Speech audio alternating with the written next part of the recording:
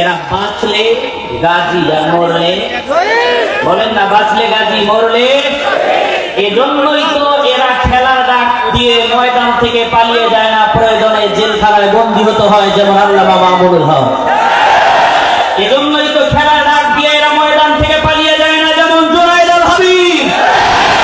এজন্যই তো এই ময়দান থেকে পালিয়ে যায় না, যেমন আল্লামা খালিদ সাইফুল্লাহ।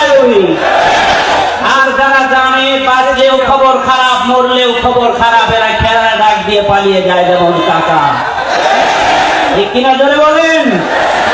আমি স্পষ্ট ভাষায় জানিয়ে দিতে চাই, বাতিলরা জানে হেফাজতে ইসলাম এটা এমন একটি নাম, যারা বাতিল এরা জানে হেফাজতে ইসলাম নামটা একটা আতঙ্কের নাম। যারা জালেম এরা জানে হেফাজতে ইসলাম এই নামটা একটা ভূমিকম্পের নাম।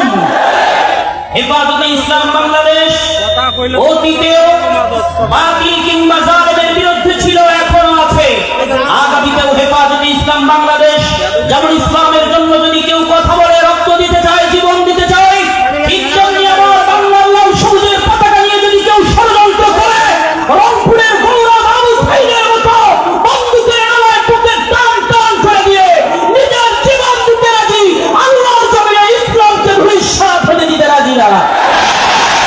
আসসালামু আলাইকুম ওয়া রাহমাতুল্লাহি ওয়া বারাকাতুহু।